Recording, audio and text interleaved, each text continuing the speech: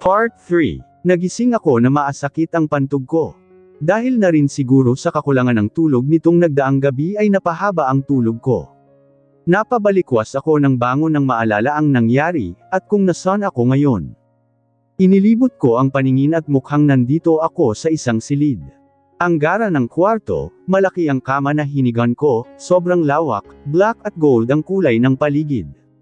Sigurado na lalaki ang nagmamay-ari ng silid na ta. Mabango din ang silid, panlalaking amoy, at sa naalala ay tuluyan na akong napatayo. Naglibot ako sa buo ng kwarto at nang may unang pinto na makita ay mabilis na akong nagtango doon. Napahinga ako ng malalim nang makitang banyo nga ang nabuksan kong pinto. Matapos makapagbanyo lumabas na ako at napaupo sa sopang naroon. Napatikip ako sa makanang namasa ang mata ko, kailangan ko nang harapin ang kapalaran ko dito. Kailangan para sa mga kapatid ko, kamusta na kaya sila ngayon? Baka hanggang ngayon umiiyak pa ang mga kapatid ko. Gustuhin ko man sila na matawagan ay hindi ko hawak ang cellphone ko. Nabitawan ko ito kanina nang magkagulo, huminga ako ng malalim at tumangala sa kisame. Nagpahid ng luha at tumayo, hindi ako pwedeng maghintay na lang dito ng hatol sakin. Bakit ba dito ako dinala ng mga lalaking yun? At nasaang lugar na ba ako? Nakatulog ako kanina sa bayahe, at ang huli kong naaalala ang pag-uusap ng mga lalaki. Makakaganti na rin si boss, kawawa ang babaeng pag nagkataon. Malupit pa naman si boss. Wala na ako ng ibang maalala pa maliban doon. Bakit hindi na lang nila ako ginaising? At sino ang nagbuhat sakin papunta dito sa magarang silid na ta? Kaysa kung ano-ano pa ang maisip ay pumihit na ako papunta sa pinto ng kwarto. Kinakabahan pa ako, paano kung pagbukas ko ay sakto naman na dumating ang boss nila. Zero di kaya abahala na. Kailangan ko nang lumabas at nakaramdam na rin ako ng gutom. Hindi ko alam kung anong oras na. Walang orasan sa kwarto pero madilim na sa labas. Ayon sa labas na bintana sa kwarto ay gabi na. Nagpalinga-linga pa ako nang makalabas sa kwarto. Ang dilim ng paligid, at ang lawak din, nagsimula na akong maglakad. Hindi ko alam kung saan ako pupunta, basta sinunod ko lang ang kakaunting ilaw na nagsisilbing liwanag sa kabahayan. Napasinghap pa ako nang makita ang hagdanan. Bumaba na ako, at ganoon din sa sala na madilim. Nasaan ang mga tao dito? Ang lawak din, mukhang hindi lang ito bahay. Mansion, isang mansion kung nasaan man ako ngayon. Dahil walang makitang katao-tao sa paligid ay dumiretso na ako sa kusina. Kung tama man ang tinatahak ko. Nakaramdam ako ng tuwa nang makitang kusina nga ang napuntahan ko. Wala din tao, kaya lumapit na ako sa ref at naghalungkat kung ano ang pwede na makain. Nang makakita ng pagkain ay inilabas ko ito at dinala sa mesang naroon ang kaso malamig na, lumingon-lingon ako at naghanap ng kanin. Agad akong lumapit sa rice cooker at binuksan ito.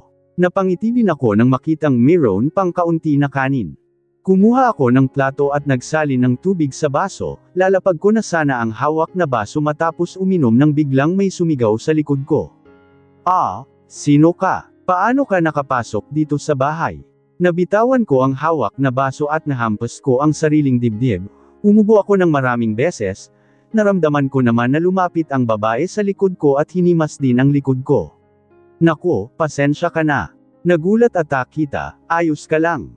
Saad nitong inayos pa ang buhok kong tumabang sa ulo ko. Tumanggaw-tango lang ako dahil nauubo pa rin ako, nang umayos ang pakiramdam ko ay tinitigan niya ako ng mabuti. Napatikim ako at umayos ng tayo, napatingin din siya sa pagkain na nakahanda sa mesa. Napailing ito at kinuha ang ulam na kinuha ko kanina galing sa ref at ininit sa microwave. Sinundan ko lang siya ng tingin hanggang sa mailapag na niya lahat ng pagkain sa mesa. Maupo ka na at kumain, ako na ang bahala na magligpit nitong nabasag. Pagkatapos ay mag-uusap tayo. Malumanay na saad nito. Agad akong tumalima at naupo na. Nagsimula na akong kumain habang pinagmamasdan siyang winuwalis ang nabasag ko na baso. Nahirapan pa ako sa paglunok nang mapansin ang paminsanan nitong pagtingin sakin. Malapit na akong matapos kumain nang lumapit siya at naupo sa katapat ko. Napaayos ako ng upo at napatingin na rin sa kanya. Ngayon sabihin mo sakin kung paano ka nakapasok dito sa bahay nang hindi ko nalalaman. Teka, kailan ka pa nandito? Sino ang nagpapasok sa'yo? Napalunok ako sa sunod-sunod niyang tanong, nakakunot na rin ang noo nito. Aw, ako nga po pala si Nerissa, hindi ko tinatanong ang pangalan mo, pero dahil nasabi mo na rin lang, anong ginagawa mo dito Nerissa? Si Hayes ba ang nagdala sa'yo dito? Zero si Draco. Nakakunot pa rin ang noo ito at tinitigan ako. Hindi ko po alam, kakagising ko lang din po eh. Nakangiwing sagot ko at lumaki naman ang malaki na nitong mata. Kakagising. E paano ka napadpad dito kung ganoon? Wala naman nasasabi si Hayes sakin, wala din siyang sinabi bago umalis kanina. Hayes, bakit parang pamilyar? Sino po si Hayes? Inusenteng tanong ko at uminom na ng tubig. Tinignan naman ako nito nang hindi makapaniwala. Kung hindi mo kilala si Hayes, bakit ka narito sa bahay niya? Napaubo ako sa narinig, bahay ni Hayes, kung sino man yun. Hindi kaya siya ang sinasabi nilang boss. Ako nga pala si Lara, pwede mo na rin akong tawagin na Nanay Lara. Lang taon ka na ba iha? Mukhang bata ka pa, siguro matanda lang ng ilang taon sa'yo si Hayes at Draco. Sinuri pa ako nito mula ulo hanggang paa. Darating din naman yun si Hayes mamaya, saka na diyang natin tanungin. Malapit na rin magmadaling araw, magpahinga na tayo. Ano na naman kaya ang ginagawa ng batang yun? Halika sumama ka na muna sakin. Saan ka pala natulog kanina at hindi kita napansin? Sisigot na sana ako nang bigla kaming mapatigil nang marinig na may nagbukas ng pinto. Nagkatinginan kami ni Lara. Mukhang nakauwi na si Hayes, halika at nang magkaalaman muna tayo. Hindi ka naman mukhang masamang tao lang na nakapasok dito sa bahay eh. Hindi na ako nakasagot pa at hinayla na ako nito patungo sa sala at doon naabutan namin ang grupo ng kalalakihan na nag-uusap. Napatigil sa pakikinig ang mga lalaki na kumuha sakin sa taong nasa harap nila. Nanlaki pa ang mga mata nito, at dahil hindi na nakikinig sila George sa lalaking nagsasalita ay napahinto na rin ito. Parang bumagal ang lahat, pati ang pagharap niya sa amin. Nahigit ko ang aking hininga nang sa wakas ay nakatingin na ito sa direksyon namin. Sa akin na hindi may tagtago ang pagkagulat sa mukha.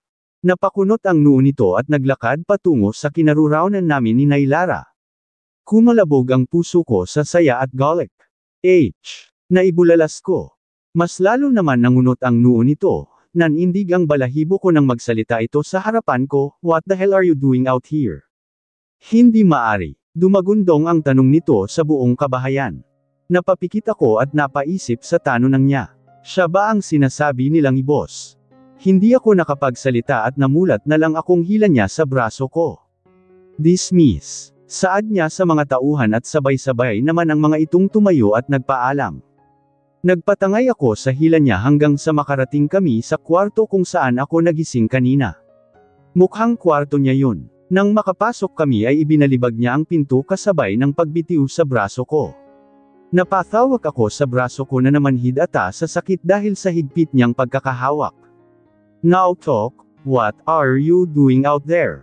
Napakislat ako sa lakas at nakakatakot niyang tanong. Hindi ako sumagot at nakatitig lang sa kanya, mas lalong nangunot ang nakakunot na niyang noo, malapit na rin magpantay ang kilay niya ngayon, hindi niya talaga ako kilala. Hindi mo ba ako kilala? Nauutol kong tanong, napangisi naman siya at humakbang paplapot sakin, napaatras ako hanggang sa naramdaman ko na lang ang pader sa likod ko, napasinghap ako at napatingin sa kanya na ngayon ay inilapit na sa mukha ko ang nakangisi niyang labi. Of course isang know you, Nerissa, stepdaughter of a traitor named Ronaldo. Napapikit ako sa kaba, akala ko kung ano na. Napadilat ako nang hampasin niya ang pader sa likod ko. "Why the heck are you closing eyes?" Galit na tanong niya. Anak ako ni Ronaldo yun ang pagkakalala niya sakin. Tumingin ako sa mata niyang umiling, tinulak ko siya para makaiwas sa kanya. Napatingin naman ito sa akin na hindi makapaniwala sa ginawa ko. Lumayo ako sa kanya at naglakad, nang makahinga ng maayos saka ako nagsalita. "Nandito ako para pagbayaran kung anuman ang nagawang kasalanan ng tatay ko." Saad ko at humarap sa kanya, nagtadyas pa rin ang bagang nitong nakatingin sakin. Nakatingin lang ito sa akin at ganun din ako sa kanya. Ang daye-daye mo paypang saad ng isip ko. "Good, now start your job." Napalunok ako nang nakangisi itong hubad niyang damit. Mabilis akong tumalikod, hinintay ang susunod na mangyayari. Pero nakalipas ang ilang segundo ay narinig ko na lang ang yabag niya papalayo sakin. Napaharap na ako at napatingin sa likod niya na ngayon ay naglalakad na patungo sa banyo. Mabilis akong yumuko nang mapansin na Lil Ingon ito, pinulot ko ang hinubad niyang damit maliban sa boxer na suot niya. Tumayo na ako at hinanap ang laundry basket, nang makitang nasa gilid lang ito ng pinto ng banyo ay masama kong tiningnan ang pintong nakasara. Napabuntong hininga akong lumapit doon, dahil nasa loob pa rin siya ng banyo ay lumabas muna ako ng kwarto at nagpunta sa sopang naroon lang din sa kwarto niya. Ang lawak ng kwartong to, maliban sa main room niya. Ang tagal niya namang maligo, napatayo na ako sa pagkakainip at maglalakad sana nang bumukas ang pinto sa main room niya. Lumabas doon ang isang mala-Adonis na katawan, tumutulo pa ang tubig sa katawan niya at nagpupunas ng basa niyang buhok. Iwinasiwas nito ang ulo habang nagpupunas at nakatanga lang ako doon. Napaayos naman ako nang tayo nang magsalita siya at marinig ang baritonong boses. "What are you still doing there? Follow Mel," sigaw nito at tumalikod na. Sumunod na lang ako at naabutan ko itong may kinakalikot sa drawer niya. Napamulagat naman ako nang bigla niyang ihagis ang kung anuman sakin. Sinarman ko siya ng tingin ng kaso hindi na siya nakatingin sakin. Napapanguso ako na naglakad papunta sa kama at nakadapa na siya. Gusto lang palang magpamasahe kailangan pa bang ihagis ang ointment sakin? Move. Agad naman na akong kumilos, botok na botok ang muscle sa katawan, siguro palaging nagwo-workout to, kahit naman noon, botok na ang katwan niya. Mas gumanda lang ngayon. Gun Isang Canerisa, hindi siya ang H mo. H. Naibulalas ko at naramdaman ko siyang nanigas. Nasa likod pa rin niya ang kamay ko. "What did you just call me?"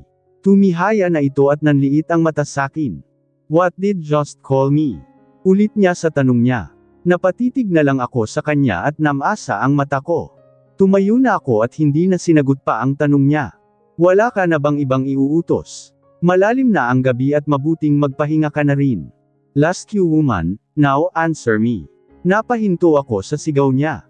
Sasabihin ko ba? Hindi siya ang H mo, gumising ka, ang H mo hindi makakaya na gawin kung anuman ang ginawa niya sa'yo ngayon.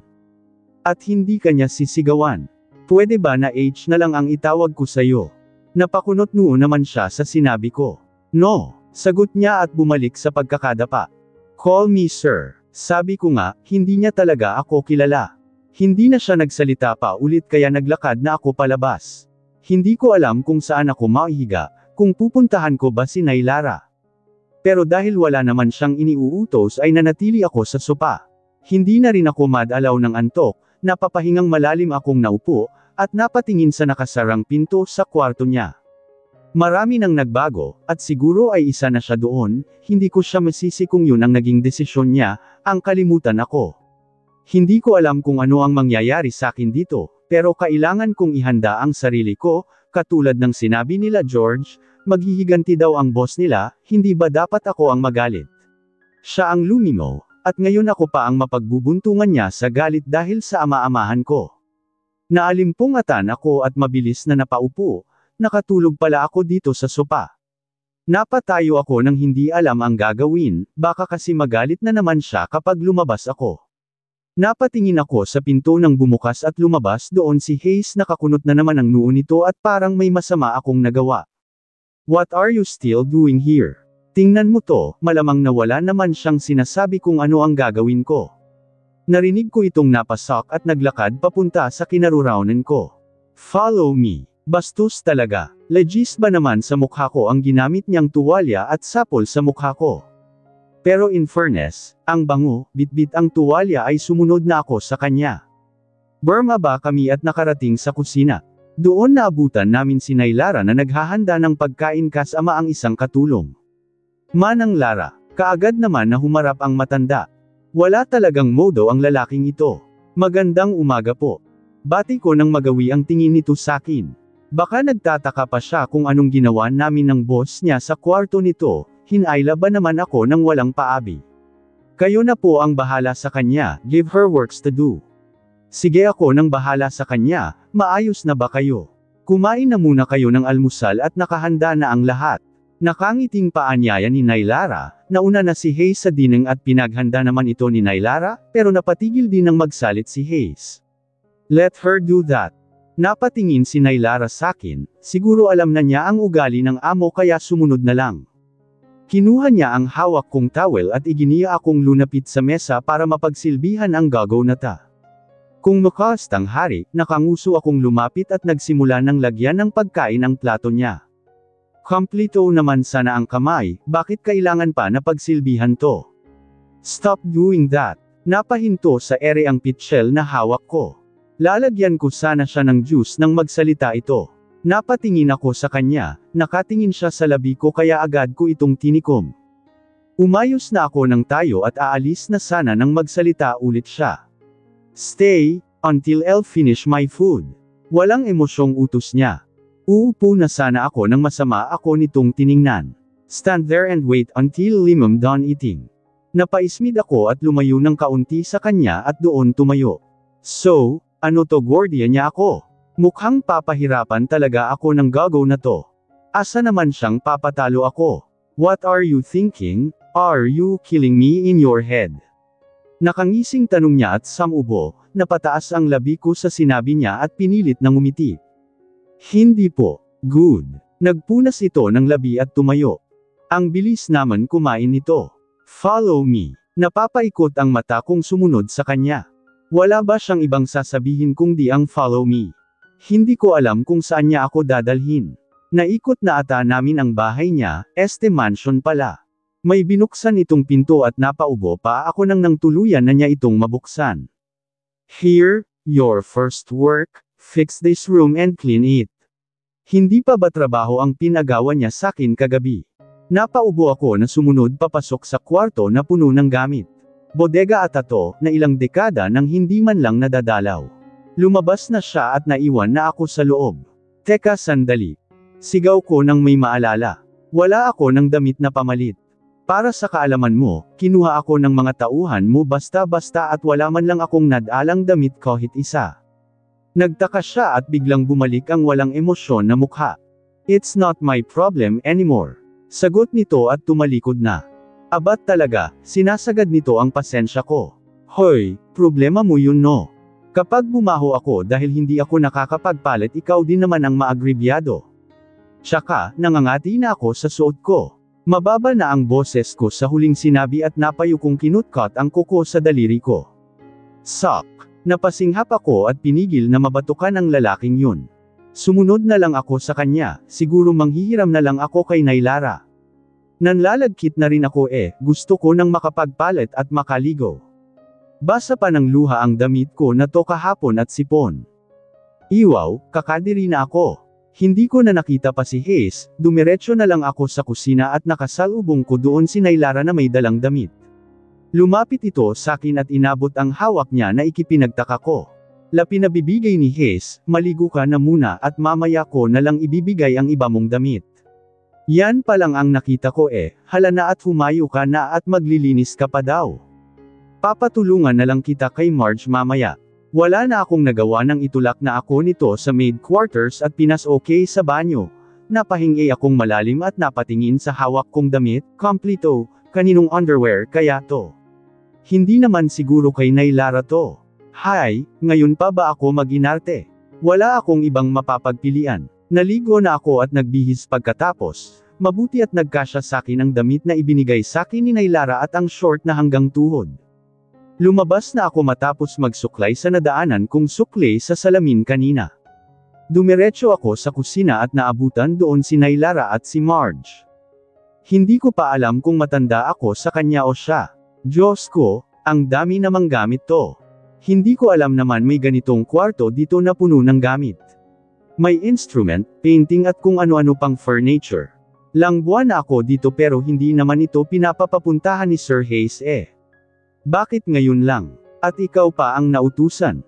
Nagkibit-balikat lang ako sa sinabi ni Ate Marjorie o Marge. Matanda nga siya ng ilang taon sakin, nandito na kami ngayon sa kwartong pinagdalhan sakin ni Hayes kanina. At marami nga ang mga gamit na narito, at kung ako lang mag-isa ay aabutin ako ng siyam-siyam dito. Nagpahid ako ng pawis sa noo, Kakaligo ko lang pero naliligo na ulit ako sa pawis ngayon. Panay naman ang reklamo ni Ate Marge, nagpupunas ako ng isang painting ng matigilan. An oasis painting in the middle of desert, basa ko sa nakasulat sa painting at napangiti. Nandito pa rin ito, napawi ang ngiti ko nang maalala na katabi na ito. Siguro nga ay tuluyan na siyang nakalimot, iwinaglit ko ang namumuong lungkot sa dibdib at nagfyuko sa pagpunas. Napatihil ako nang makita ang kabuuan ng silid, kalahati pa lang ang nalilinis namin, nagkalat pa rin ang mga picture frame at paintings, tinulungan ko na si Ate Marge sa mga instruments. Nang matapos ay sabay kaming napahingang malalim at nagpunas ng pawis, abandonado na nga ang silid na sa dami ng gamit kulang talaga ang isang araw. Nang sumapit ang tanghalian ay tinawag na kami ni Nailara para makakain. Nagpaiwan ako at hindi ako nakaramdam ng gutom. Naupo ako sa tapat ng piano at nagtipa habang nagpupunas. Hindi ko na malaya na gumagalaw na ang kamay ko at tinugtog na ang paborito naming Keita. Napapangiti akong pinapakinggan ng tunog pero napatigil ng may dumagundong na boses. What the hell are you doing? Napalingon ako kay Hayes na ngayon ay sobrang galit. Napatayo ako at napaatras ng mabilis itong maglakad papunta sa kinatatayuan ko. Ang sabi ko maglinis. Linisin ang kwarto na Gaano ba kahirap intindihin ang sinabi ko at pinapakialaman mo ang gamit dito? Napal-iyad na ako at hawak niya ang kamay na nasa pagitan namin. Galit na galit siya. Hayes, nasasaktan ako. Talagang masasaktan ka kung hindi ka makikinig. Bigla ako nitong binitawan at nabuwi ang pagkakatayo ko. Napahawak ako sa gilid ng piano at napatingin sa mukha niyang may lungkot. Tumalikod ito sa akin bago nagsalita. Leave this room. Matigas na turan nito at tinuro pa ang pinto. Pero hindi pa ako tapos na maglinis, just leave. Napasinghap ako sa lakas ng sigaw niya, mabilis akong naglakad patungo sa pinto dahil sa takot. Pero napahinto ulit nang magsalita siya, at ngayon ay may pagtataka ang boses. And how did you know that song? Nanigas ako sa kinatatayuan ko at haharap na sana sa kanya nang magsalita ulit siya. Did you just follow the key on this sheet? Tuluyan na akong humarap sa kanya at napatingin sa hawak niyang papel. Nakalagay doon ang title ng kanta at ang kung paano ito tutugtugin. Napahinga ako ng malalim at napatingin sa seryoso na niyang mukha ngayon. Naghihintay ng sagot at nanlit ang mata sakin, 000, tumatainggong sagot ko. Now leave. Mabilis akong tumalikod at lakad takbo ang ginawa ko para makalayo, naaalala ba niya? Bakit ganoon na lang ang reaksyon niya? Napahawak ako sa dibdib ko at nakasalubong si Ate Marge. Nandito ka na pala, halika na. Hindi daw pwede na hindi kumain, sabi ni Nailara. Pinandilatan pa ako nito, wala na akong nagawa at sumunod na lang sa kanya. Ano ba ang nagyayari, Hayes? Hindi mo ba talaga ako naalala o nagpapanggap ka lang? Bakit nakabusangot ka? May nangyari ba doon sa bodega nang umalis ako kanina? Umiling ako sa tanong ni Ate Marge, kumakain na kami ngayon at hindi ko magawang lumunok. Nasasaktan ako, sumasakit ang puso ko sa nangyari kanina. Alam ko naman na may kasalanan ako sa kanya, pero kailangan ba na umabot kami sa ganito? Hoy, alam mo may sinabi pala si Nailara yung piano daw, alam mo ba kung kanino? Napatingin ako sa kaharap na si Ate Marge, wala si Nailara at may ginawa daw, hindi na daw makakasabay na kumain at pinona na lang kami. Oo naman, kilala ko ang piano na yon. Minitsan ang nahawakan at napatugtog.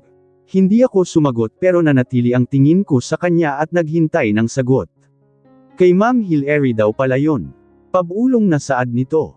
Napakunot ako ng noo, sinong Hillary at panong naging kanya ang piano na yon.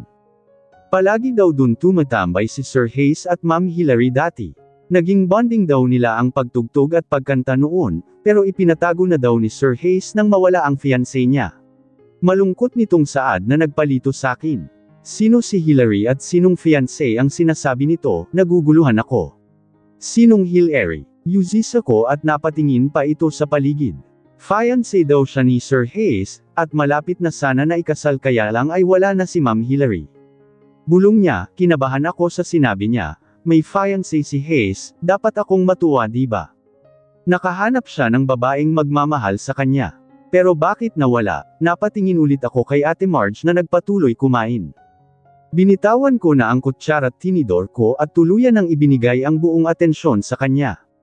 Anong ibig mong sabihin na wala na? Naghiwalay sila, o umalis ang babae? Napaisip ito at umiling. Wala as in, dedo na. Nasa kabilang buhay na, kaya mas nakakatakot si Sir Hayes ngayon. Pero nakakaawa din, na wala ang fiancé niya kung kailan malapit na ang kasal nila. Ano ba ang ikinamatay? Hindi ko din alam, pero ang sabi, why don't just ask me? Napatigil siya sa pagsasalita at nanigas sa kinauupuan. Ganon din ako, parang na-paralyze ang katawan ko at hindi ko magawang lumingon. Narinig niya kaya ang pinag-uusapan namin. Malamang Nerissa, tumayo ka na dyan. Mabubugahan ka na naman ng apoy sa pag-uusisa mo. Si Ate Marge ang unang nakabawi. Sir Hayes, kayo po pala, kanina pa po kayo dyan, may kailangan po kayo. Napatayo na ito, hindi pa rin ako makagalaw sa upuan at napayuko. Nothing, Elle was just passing by when I heard my name. Why ask her, why don't you just ask me? Alam kong sakin siya nakatingin ngayon. Ramdam ko ang init sa likod ko sa nakakapaso niyang titig, napakislat ako nang tawagin ako nito. Nerissa, why do I feel like I've said your name before? Humarap na ako sa kanya. May kailangan ka. Pinakatitigan niya ako, nakikipagtitigan din ako sa kanya. Follow me. Utos niya at tumalikod, napapaikot ang mata kong humarap kay Ate Marge na nakanganga na ngayon. Lagot, narinig niya tayo, ayoko na mawalan ng trabaho, kailangan ko ang trabahong ta. Baka tanggalin na tayo dito. Napailing-iling naman ako at hinawakan ang balikat niya. Walang mawawalan ng trabaho. Ipagpatuloy mo na ang pagkain mo at susundan ko lang ang amo nating abnormal. Nakangising saad ko at natampol niya ang braso ko at natawa. Loko ka, kapag narinig ka noon baka tuluyan na talaga tayong mawalan ng trabaho. Magsasalita pa sana ako nang marinig ang boses niya sa buong kabahayan. Nerissa, puntahan mo na, baka magbuga na yun ng apoy. Natatawa akong tinulak ni Ate Marge. Nandyan na kamahalan. Balik na sigaw ko buweset na lalaking yun. Nanggigil ako, hindi pa nga ako tapos maglinis sa bodega niya ito na naman. Pinaglinis niya ako ng banyo niya, kaya niya ako pinasunod sa kanya. At ang bruho ayon prenteng nakaupo kaharap ang laptop niya. Naririnig ko pa ang boses niya at may kausap na kung sino. Pinapagalitan niya pa. I told you, pull him out there. What's the use of me being your captain if you're not listening? Kumulog ang boses niya, lalo na at nandito ako sa banyo niya. Nakakatakot, mukhang tungkol sa trabaho yun. Speaking of trabaho, siya na kaya ang nagpapatakbo ng company nila o may sarili rin siyang company katulad ng pangarap niya? Kumusta na kaya ang kapatid niya, ang mga magulang niya? Parang ayoko nang makita ang mga magulang niya, lalo na ang mama niya. Nagi-guilty ako, sa nangyari noon, hindi pa ako nakakahingi ng tawad. Binilisan ko na ang paglilinis at may bago na naman siyang pinapagawa. Ngayon naman ay nandito kami sa garden niya na mukhang wala naman dapat na ayusin pa. Ang ganda ng garden at halatang alaga, ano na naman kaya ang iuutos niya dito? Nakikita mo ang mga pasong yun. Napatingin na din ako sa inuro niya. Lipat mo yun lahat dito lahat at wala kang itit-ira. At kapag may nabasag ka, hindi mo magugustuhan ang kung anumang parusa ang ibibigay ko sa'yo. Nakangisi niyang turan at tinalikuran ko naman siya. Narinig ko tong napasinghap, marahil ay hindi niya inaasahan na basta ko na lang siya tatalikuran at susundin agad ang utos niya. Pues nagkakamali siya, nandito ako para pagbayaran ang pagkakautang ni tatay. At lahat gagawin ko para lang matapos na ta. Napabuntong hininga ako nang paglingon ko ay wala na siya. Mamaya ko na lang siya tatanungin kung hanggang kailan ako magtatrabaho sa kanya. Miss ko na ang mga kapatid ko. Kumusta na kaya sila? Ilang araw pa lang kaming nagkakalayo pero miss ko na sila ng sobra. Nagsimula na ako at ang bigat sa totoo lang, ang lalaki ng paso, at ilang paso ba ito? Bakit kasi gusto pa niyang ilipat ang mga ito? Ang ganda na ng pagkakalagay eh. Gusto lang talaga akong pahirapan ng lalaking yun. Pagod akong nap-aupo sa kusina, sa dami ng pinapagawa niya sakin araw-araw ay hindi ko na mabilang pa. Mayroong paglilinisin niya ako ng garahe na puno ng sasakyan niya. Sa garden, na ang pinalipat niyang paso ay ipapalipat lang ulit sa pwesto nito bago maggabi. Maglaba na gamit ang kamay, may washing naman, ang bodega ay binalikan ko pa ito ng ilang ulit. Hindi na niya kasi pinatulong pa si Ate Marge, at heto ako ngayon, pagod na pagod. Tiningnan lang ako ni Nailara at Ate Marge na may awa. Naawa sila sa kalagayan ko, sa ilang araw na pananatili ko rito alam na nila ang trato sa akin ni Hayes. Hindi ko na rin siya nakakusap pa, palaging ibinibili niya lang kay Nailara ang pinapagawa niya sa akin. Pati ang pagplantsa ng damit niya ay ginagawa ko na rin. Kulang na lang pati ang pagluluto, para all-around cleaner na ako. Kumain ka na. Salamat po Nay, pasensya na po kayo at hindi na ako nakakatulong dito sa kusina. Nako, ang dami mong ang ginagawa halos hindi ka na nga nakakapagpahinga. Hindi ko na maintindihan ang batang yon, masyado ka na niyang pinapahirapan. Kung ano man ang naging kasalanan mo sa kanya ay dapat niyo na yang pag-usapan. Hindi naman papwed na palaging ganito, magkakasakit ka, kung patuloy na ganyan ang setup mo araw-araw na kahit gabi ay ipinapatawag ka pa niya. Umiling na ani ni Nailara, tama naman siya, hindi pwede na palaging ganito. Hindi ko alam kung hanggang kailan o kung matatapos pa ba to. Kaya mamaya, kahit anong oras na umuwi si Hayes ay hihintayin ko siya. Kailangan ko siyang makausap, gusto ko nang makita o makausap man lang ang mga kapatid ko. Madaling araw na pero wala pa rin si Hayes, ibigay na rin ang talukap ng mata ko. Hindi ko na alam kung anong oras siya palagi umuwi. Hindi naman kasi pareho, minsan nandito na siya bago sumapit ang gabi at magkukulong lang sa kwarto niya at ipapatawag ako, mag-uutos ng kung ano-ano. Minsan ay hindi ko alam kung nakakauwi pa ba siya, hindi ko na siya naabutan sa umaga kung minsan. May iba ba siyang trabaho bukod sa company niya? Zero baka naman ng babae lang yun. Ano naman kung mambabae siya Nerissa? Napapiksi ako sa naisip, atayo na ako at tutuloy na sa kwarto ko dito sa baba. May kanya-kanyang kwarto ang katulo ng dito sa bahay niya. Sa laki ba naman, kulang na nga ang isang araw na paglilinis sa buong bahay kung ano-ano pa ang inuutos noon. Fuck! Napahinto ako at napaharap sa pinto, agad kong dinaluhan ang lasing na nakahawak sa pintong si Hayes. Winaksi nito ang kamay ko pero hindi ako nagpatinag.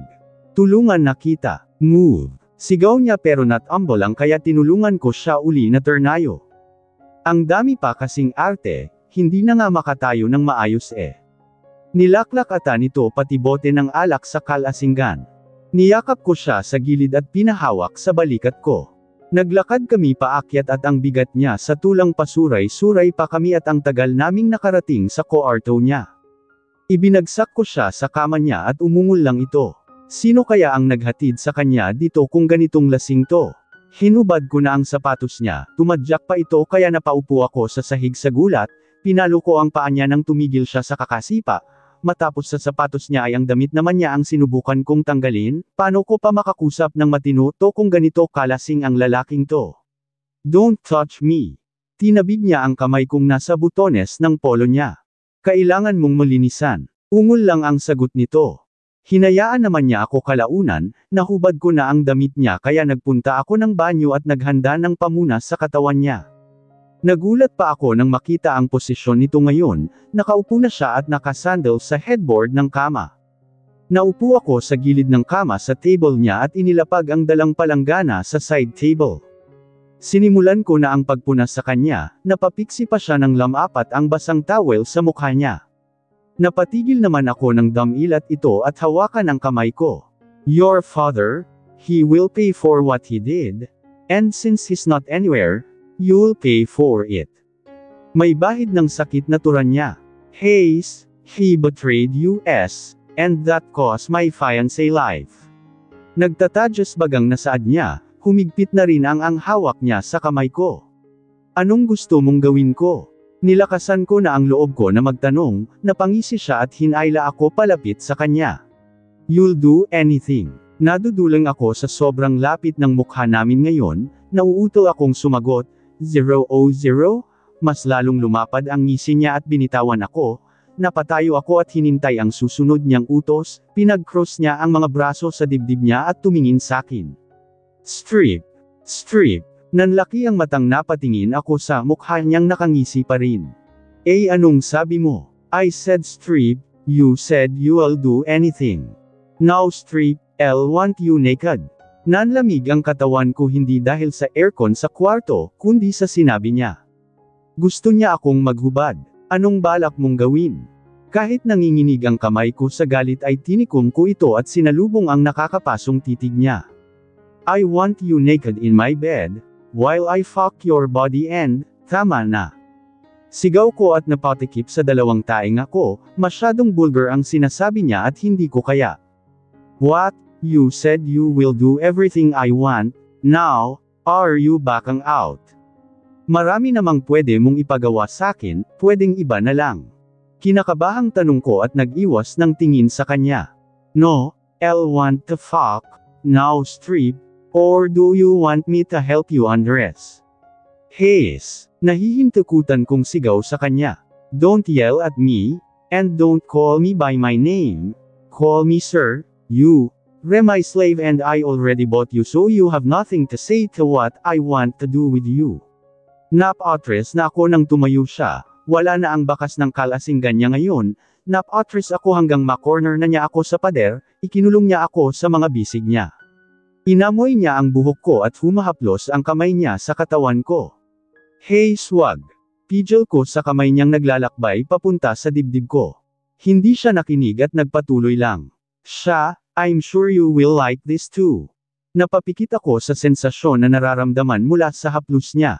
Hinawakan niya ang baba ko kaya napadilat ako, pinatingala ako at sinefubong ng nakakalasing niyang halik. Halik na mapaghanap at mapagparusa. Nilamukos niya ang labi ko at nalasahan ko na din ang metal. Humahaplos sa bewang ko ang kamay niya at ang isa ay naglalakbay sa likod ko. Hinapit niya ako at naiharang ko naman ang dalawang kamay ko sa dibdib niya. Hindi ako tumugon sa halik niya at parang tuod lang na nakatayo doon. Tumagal siya at pareha kaming habol ang hininga. Kiss back. Utos niya at humulik ulit, hindi ko siya pinakinggan, hindi ko ako gumaganti ng halik at pinabayaan lang siya, para saan pa, walang ibang ibig sabihin kung ano man ang ginagawa namin ngayon. I said kiss back. Napaawang ang labi ko sa ginawa niyang pagkagat sa labi ko, pinasok niya ang dila sa bibig ko at ginalugad. Hindi pa siya nakontento at ang ibabang labi ko. Teka sandali, ipapasok mo ba yan sa akin? Tanong kong nakatingin sa kahabaan niyang tayong-tayo. Ngumisi lang siya at pamwesto sa gitna ko. Mabilis akong umatras at bumangon. Where the hell are you going? Sigaw niya at tumayo na din. Takot akong nakatingin sa kanya. Hindi ko kaya, baka hindi magkasya yan sa akin. Nanginginig akong napasiksik sa gilid. Niyakap ko ang sarili ko at napapikit nang magsimula siyang maglakad papalapit sa akin. Don't worry, it really hurts at first. Pero mawawala din yun. Mababang saad niya pero mabilis lang akong umiling. Hindi ko talaga kaya, baka hindi siya magkasya sa akin. Narinig ko na din na masakit talaga sa una, pero hindi ko kakayanin ang kanya. Huwag kang lalapit sa akin. Sigaw ko at hinarang ang kamay ko. Hinihingal ako, at kinakapos ng hininga. Hey, you okay? Nakalapit na siya at hinawakan ako sa magkabilang balikat. Umiling-iling ako at bago pa ako bumagsak ay nasalo niya ako.